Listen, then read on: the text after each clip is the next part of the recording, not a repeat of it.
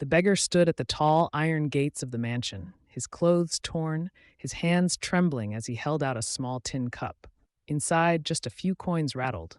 He looked up hopefully, but instead of kindness, the rich man who owned the house sneered. "Move away from my gate. You're dirtying the air I breathe," the man barked, his voice filled with arrogance. Laughter followed from a few of his friends nearby, who enjoyed watching the humiliation. The beggar lowered his eyes, said nothing, and quietly stepped back. But in that silence was a weight far heavier than anyone realized. For this beggar was not who he appeared to be, and soon the rich man's world would turn upside down. Before we uncover the shocking truth behind this man's disguise, make sure you're subscribed to the channel and drop a comment telling us where in the world you're watching from. We love seeing our global family come together here. The story begins years earlier, in a very different setting, when this beggar was just a boy with dreams bigger than his village could hold. He was born in a small rural village, far from the glittering lights of the city. His parents were hardworking farmers who tilled the land from sunrise to sunset, never having much but always holding on to dignity and hope. As a boy, he was bright, always curious, always asking questions that the elders sometimes didn't even have answers for. But life, as it often does, turned harsh too soon. A devastating illness swept through the village, taking both his parents within a single year. At just 12 years old, he was left with no family, no inheritance, and no support. The little patch of land his parents owned was sold off cheaply to pay debts, and neighbors who once promised to help his family slowly turned their backs. With nothing but a few old clothes and a heart heavy with grief, he set out for the city, hoping to find work. At first, he took on odd jobs, sweeping floors in shops, carrying heavy loads at the market, sleeping in corners where no one would chase him away.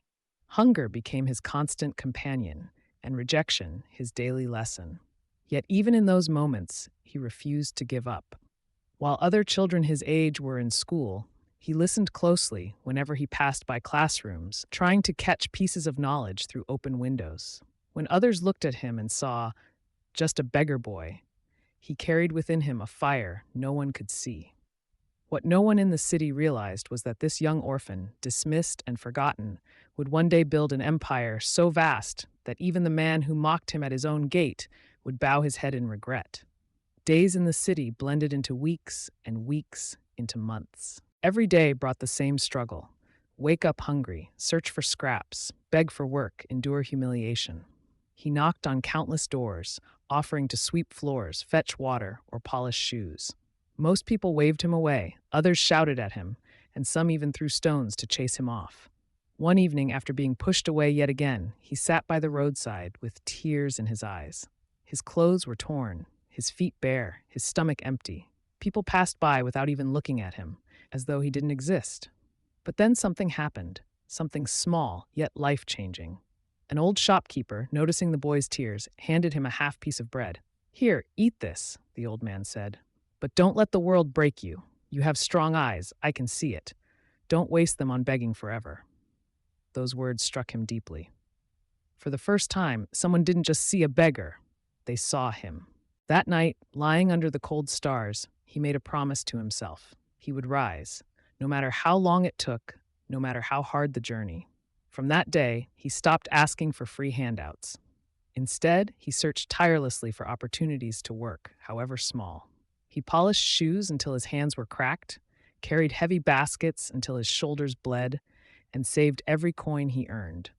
While other beggars spent money on immediate relief, he hid his coins carefully, dreaming of a future only he could see. But it wasn't just money he was saving. He was also saving lessons. Every insult taught him patience. Every rejection taught him resilience. And every little success, however small, gave him a taste of what was possible. He didn't know it yet, but these painful, humble beginnings were preparing him for the day when he would no longer be at anyone's gate. He would own the gates. Years passed, and the boy had grown into a determined young man. He was still poor, but no longer desperate. He had managed to save a small pouch of coins, each one representing sweat, hunger, and sacrifice. But more importantly, he had earned a reputation in the local market, not as a beggar anymore, but as someone who could be trusted to work hard. One day, a wealthy merchant from the city arrived at the market. He needed someone to help carry heavy goods to his caravan. Dozens of idle men stood around, but when the merchant asked for help, most of them shook their heads or demanded high pay. The young man, without hesitation, stepped forward. "I'll do it," he said firmly. The merchant looked him over. Thin, shabby clothes, tired eyes, but something about his tone caught the man's attention. "You? Do you even have the strength?" The young man simply lifted the sack, heavier than himself, and carried it without complaint. By the end of the day, he had done the work of 3 men, silently and tirelessly. The merchant was impressed. Instead of just paying him a few coins, he asked, "What do you want, boy? Food? Clothes? A place to sleep?" The young man shook his head. "I don't want charity. I want opportunity. Give me work, not for a day, but every day. I will prove myself." Those words shocked the merchant. Most poor men he met only begged for quick money. But this one, he was asking for a chance. And so, the merchant took him under his wing. For the first time in his life, the young man wasn't just working for survival, he was learning. He learned how trade worked, how goods were bought and sold, how trust was built, and how money could multiply if used wisely. Every night, he studied his employer's habits, memorizing how deals were made, how losses were avoided, and how fortunes were created. And though he still returned to his small corner to sleep on the floor, inside his heart he carried a new fire. He wasn't meant to remain a servant forever. He was meant to rise beyond it. The young man's days with the merchant turned into months, and then years. What started as heavy lifting grew into responsibility. The merchant trusted him with errands, then with handling small sums of money, and eventually, with managing stalls in the marketplace. One afternoon, while others laughed at him for being the poor boy who carried sacks, the merchant handed him a pouch of coins. "Buy grain from the northern traders. Do it wisely. If you fail, it's my loss. If you succeed, I'll know you're ready for more." The young man's heart pounded. This was more than money, it was trust, a chance to prove he was capable of more than lifting weights. He walked through the marketplace with sharp eyes. While others rushed to buy quickly, he observed. Some traders shouted high prices, trying to fool the crowd. Others whispered deals in secret. He listened, bargained, and in the end, secured twice the grain for the same price others were paying. When he returned to the merchant, the man looked at the sacks and then at him. "You're not just strong, you're clever. Remember this, strength fades, but wisdom builds empires." From that day, his role changed. No longer just a worker, he became the merchant's apprentice. He studied trade routes, learned about demand and scarcity, and discovered the power of patience in negotiations. But he also learned another lesson, something deeper. He noticed how the merchant treated people, with fairness. Deals were struck not with greed, but with respect. And customers returned, again and again. The young man realized something vital. Success wasn't just about money, it was about people. Quietly, he began saving. Every coin he earned, he put aside, resisting every temptation. His peers mocked him. "Why live like a beggar when you earn like a man?" They sneered. But he didn't answer. In his heart, he carried a vision that none of them could see. One evening, under the dim light of an oil lamp, he whispered to himself, "One day, I'll build something years past," and the boy who once stood at the gate as a beggar had now become a man with wisdom far beyond his years. His savings, though modest, were enough to take a risk. He had watched the merchant's every move, memorized the patterns of trade, and understood what people truly needed. One morning, he stood before his mentor. "Master, you have given me more than food and work. You gave me a chance. Now, I must try something on my own." The merchant studied him for a long moment before smiling. "Then it is time. Go, but remember, every coin is a seed." Plant it with care. With trembling hands, the young man took his savings and bought a small cart, just big enough to carry goods. It wasn't much, but it was his.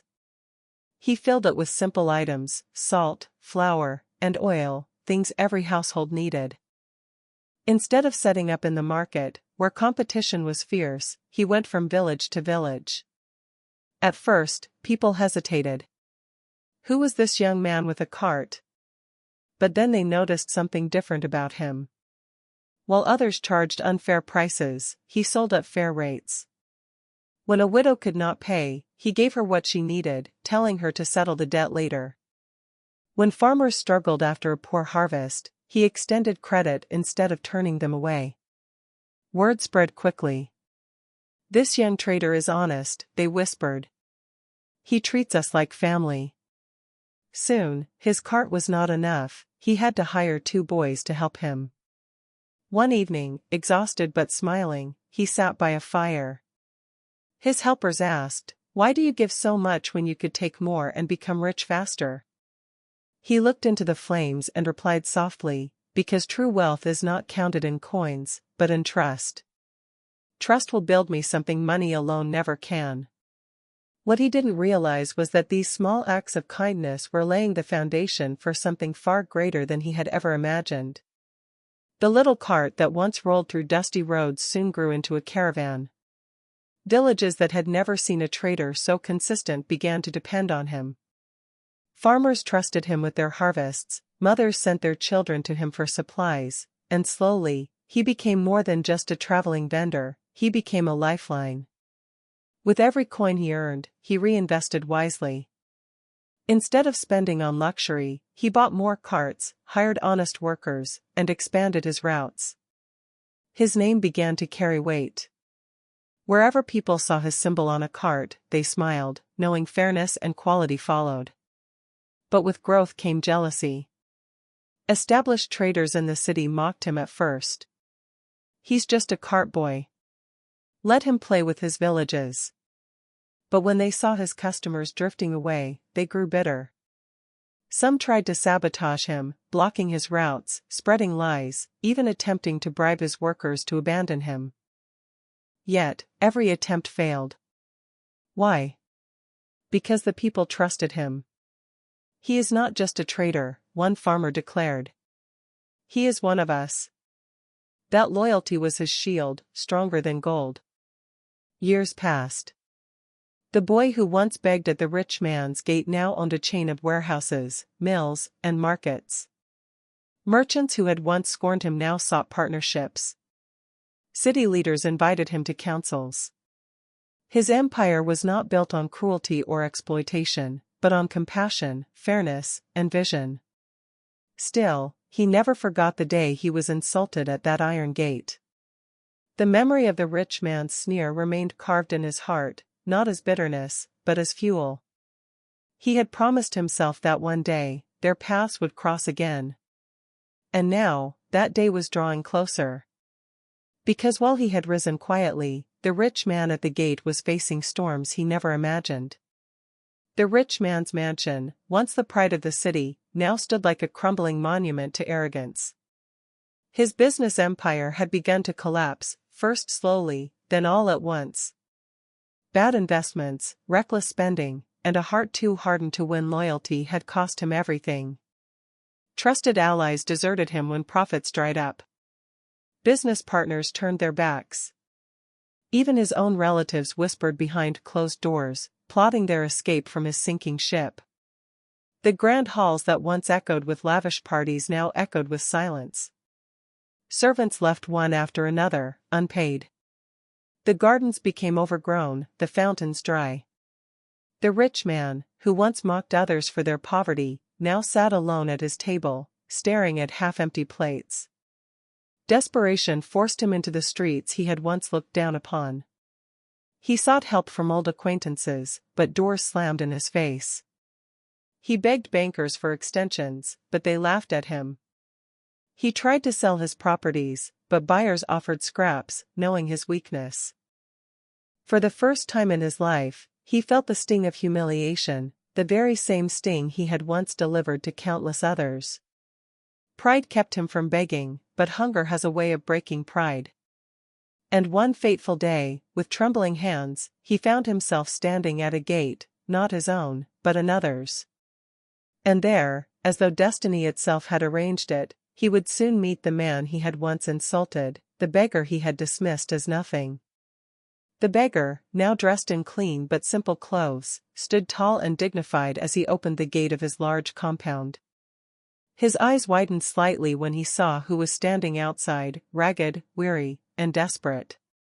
It was the same rich man who had once mocked him, the same voice that had thundered cruel words at him when he had begged for food at this very gate.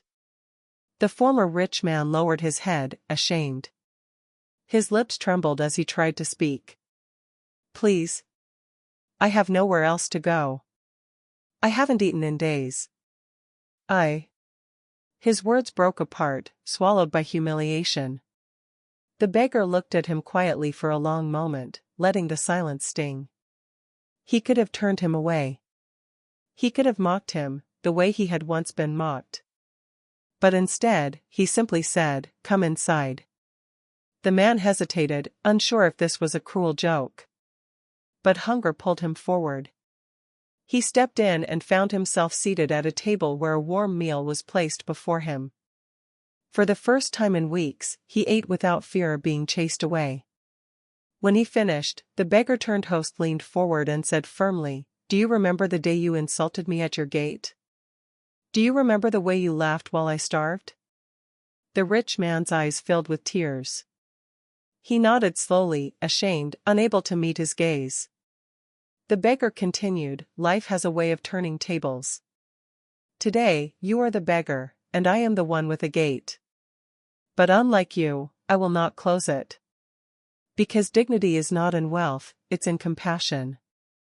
The word struck deeper than any insult could have.